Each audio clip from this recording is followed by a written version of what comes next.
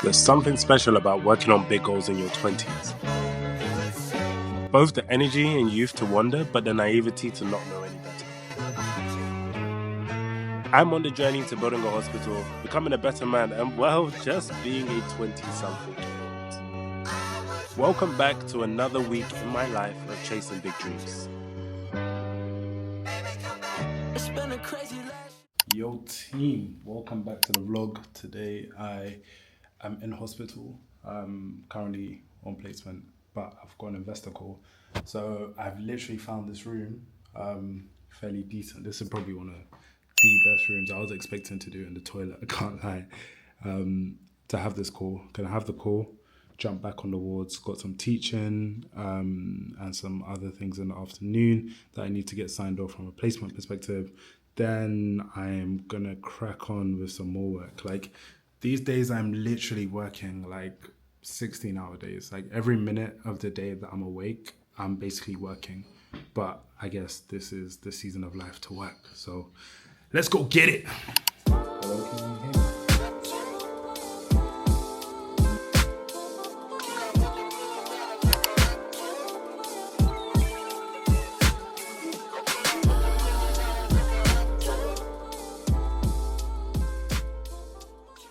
So I had that meeting at the hospital where I was speaking to someone who is a medical director and they have bags of experience, probably more experience than I have years of life.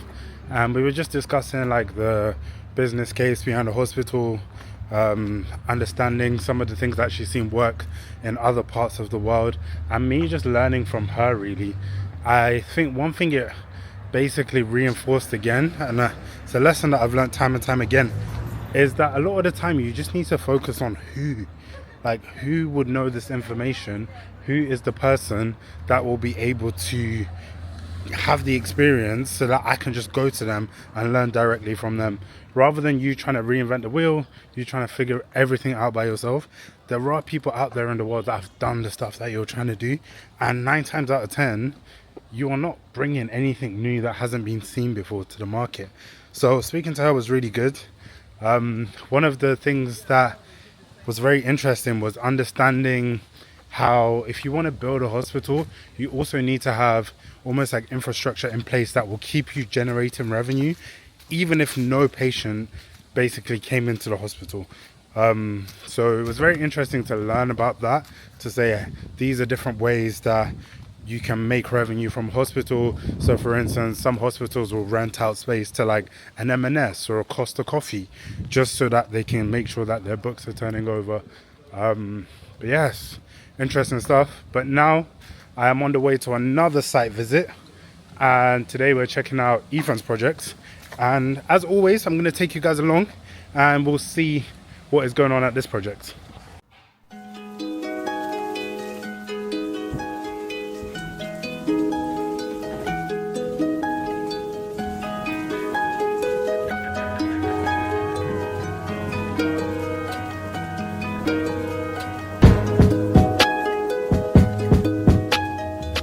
Get it. So let's run us through this one. Who are you? What's going on here? Real life, real problems. That's what is going on right now. We are in my latest 1 to 2 bedroom, 2 bathroom ensuite, and we are in the front room here. Didn't do much here because I tried to keep it very economical and use things that I know that will spruce it up, that will make it feel a lot brighter, like new lights and a feature wall. £30, £7 paid. But it does the job, you know. Yeah, it's working. It works. It makes it feel a lot more homey. Then into our bedroom here. Again, developer special. Just change the carpets. That's it. Just change the carpets, painted the walls, and new rad in here, which I think the new rads do add a bit of a touch. Again, a bit more expensive than the normal rads that you go for, but it saves me having to do a lot more to the property. The lighting in the corridor is nice though. Yes, I went for fresh spotlights, so these are all fresh, these are all new. So I'm happy with that. Then we've got our bathroom in here, which I'm actually quite happy with. I think I definitely need to put the mirror up here so it can reflect the light and space, so it feels a bit bigger. But it looks good. Went for a feature wall. These are Calcutta tiles. So Calcutta tiles, which have been contrasted against these plain beige tiles, to be fair. And yeah, that's about it. Now here we have followed the theme of the oak unit to contrast with the reed green. So this was inspired by Pinterest, and I think it turns out really nice. I think it looks very homely. It's a bit different, and with the brick wall splashback as well. These appliances, this was already here and it was in really good condition, very clean. And then this was a new thing that I bought, unfortunately, but fortunately for the tenants, to be honest. And once we walk through that, we are going to walk through the special, the thing that's making me money in this project. These extra pair of stairs that are walking into a nice double bedroom ensuite room with a lovely view, nice scenery, fresh new roof as well there. So I gave them a new roof at the back. And a spacious ensuite. Usually you don't get ensuites that are this big in the loft space. Massive. You can see we've got a lot of space, and you know, you can look up when you're struggling and it gets like that, you know? When your clothes are off, you just look up into the sky and ask for help. And then it's going to be raining. Yeah. Special effects. That's probably the best feature of the whole place.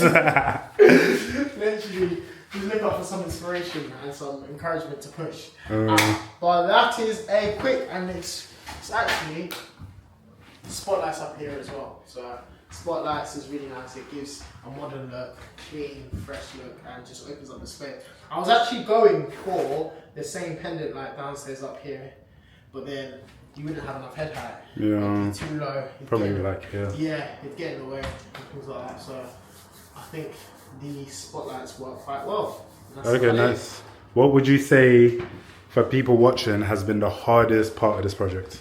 The hardest part of this project has been pretty smooth, to be honest. It's been pretty easy. We've only been working on this for like 6-7 weeks. I've been able to do a whole lot of conversion. I think the hardest part is right now, building control just being a bit difficult. Well, they're not being difficult. I would say it's probably my builder's ego and the building control just clashing a bit, because he's trying to make him change something, and my builder's like, I've been doing this for 17 years, this is right, and they're kind of going back and forth. I'm stuck in the middle a bit, because I'm like, okay guys, I don't care what's going on, just I need my certificate. So someone needs to basically give in, and I've been told my builder, like, it needs to be you, because he's not going to give my certificate until you do what he needs you to do. So yeah, that's about it. But pretty much smooth, to be honest. Pretty much smooth. Everything else. Yeah, the hardest part is probably getting this deal wrapped up with the lenders and my solicitors, which is doing my absolute head in. What are the numbers on this? Numbers on this: £145,000 purchase price, 60k all in on the refurb. Lease extension is probably looking at around 25 to 28k, and we have a GDV of 300,000. Nice. And that GDV is pretty much confirmed, because they came in during the refurb and said it was worth 290. So now it's done. 300 VR. You're looking at. So what are you spending the money on? I need a holiday. That's right. I need a holiday. I need a week off to go and cool my head on a beach somewhere. Love that. I hate the weed too hard. You send an 8-minute voice, no straight from the heart. I reply like, yo, whatever. When can you come get your stuff? I need this shit out the crib. I think it's bringing bad luck. Plug in, now you're lit. I pull the plug, now you're stuck. Dignity over a nut. Weak man all in the cut. How many doors are they shut? How many feathers they pluck?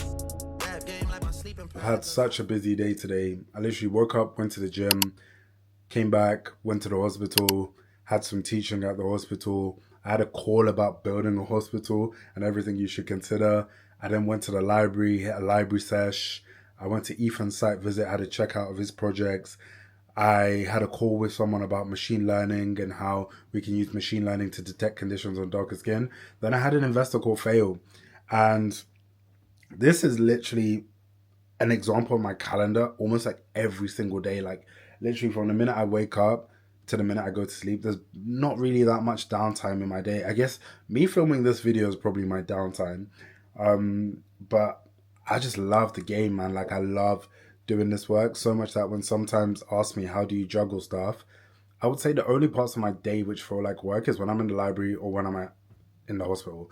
Everything else does not feel like work. I just feel like I'm out here having fun, trying to figure stuff out. The other thing, I am going to run an experiment to rebrand actually. And this comes off the back of a conversation that I had with my friend Liddy on the train. And she says essentially that you need to have one clear message. Like every single one of your videos needs to follow a clear message. I am X that does Y for Z. So for me, it's going to be I am alone. I'm on a journey to building a hospital in my 20s. Come along for the journey. And I'm going to create, in fact, I've already created the content. I've created the early parts of the content just to be able to get me on that journey. And I'm going to test that out over the next 6 weeks and see what happens.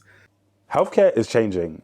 And healthcare is changing. I'm back. The other thing that we're doing is I feel like I probably need to bring on people to help me with black and brown skin.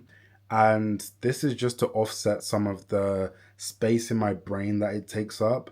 I've done a lot of work in the world of black and brown skin and building it up, and loads of things have failed, loads of things have worked. But I think I need to bring on people who are fresh-minded, to be able to allow me to see things clearly, to also be able to help me on some of the projects. So over the next few weeks, I'm going to be looking for some people that I can bring on board. I'd rather hire slowly so I know it's like legit. And yeah, these are people that will help with like building out the course, and just other projects that we work on in the future. But right now, it's loads of work, but I love the game, man. Like, for me, like in my previous vlog when I was in Zimbabwe, I said that my dream life looks like me being able to wake up and stand on business, my businesses.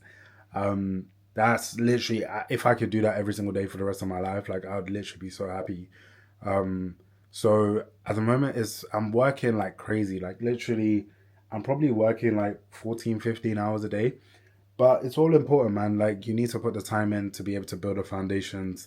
And you watching this vlog, I hope that one day you're watching this vlog when we've got 100k subscribers and you can see the foundations when they were being built. This is me in my bedroom right now. One day we'll be recording the same video from our offices. Peace. One framework that I've been using in my life quite a lot recently has definitely been the thing of, are you doing what's required or are you doing your best? Because I think a lot of the time people will say that they're doing their best, and I think when you say you're doing your best, it gives you an excuse. It gives you, if you're only going to do 75%, the remaining 25% you'll be like, oh, I'm just doing my best. Or are you doing what's required? Like, are you doing the work that is required? If every single day requires you to put 2 hours of work in, it's a simple yes or no. Did you do what's required? Yes or no? And for me at the moment, literally every single day, I always ask myself at the end of the day, did you do what was your best or did you do what was required? So here we are, we're doing what's required. So just to continue on doing your best or doing what's required. So for me, doing what's required at the moment is working on the course that we're producing for black and brown skin. The course that we're producing, we actually had an influx of orders today, which is weird because we didn't send out an email. I literally zero marketing. I didn't post anything on my social media. So it's always cool to see that someone somewhere has shared it and we've got orders as a result. And also just making sure that we're pushing this deal that we're working on over the line. It's just a waiting game from now, I guess. We are just waiting to see what happens. I'm hoping, I have an internal date that I want us to complete by in my head. But I'm hoping we meet that date. Whether or not we meet that date, you guys will see on the vlog. But at the moment, it's just navigating that. There is a lot of things which are occupying my brain real estate at the moment. Like, I've got so many deadlines with regards to like med school. I've got so many deadlines with regards to like business and everything else that I'm doing. But I guess I always tell myself I chose this life. So when I'm choosing this life, I cannot be complaining at the blessings that we are getting. And at the end of the day, I think when you're building stuff or when you're in business, your job is just to solve problems. So I cannot complain when problems then come my way, because literally my job is to solve problems. So I'm just going to do some work now. It is currently 9:30. I need to wake up early-ish tomorrow. So I'm just going to be fair, I don't even know what I'm going to do. I think I had some content which I had planned. I'm trying to create some content on Instagram, but short form, but I want to make it a series. So I might just get like 4 or 5 posts made and then call it a day there. And then tomorrow we go hard and just continue working.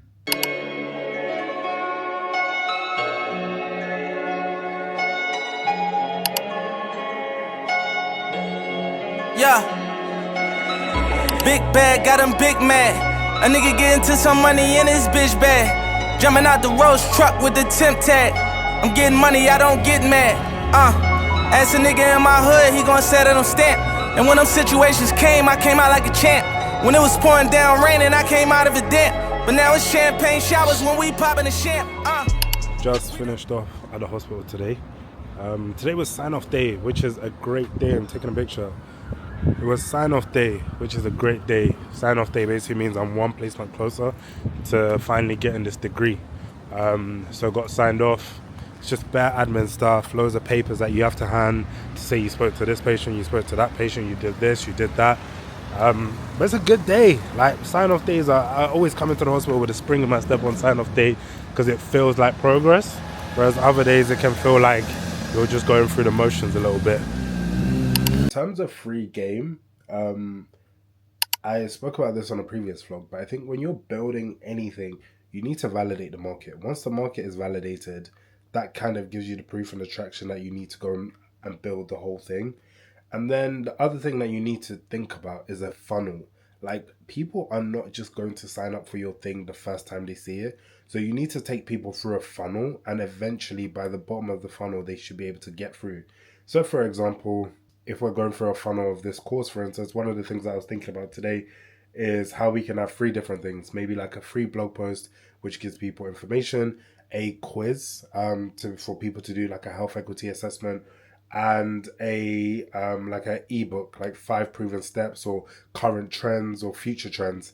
So essentially in your funnel, what you do is you get people to sign up who are interested in that free thing. You give them a ton of value, like so much value.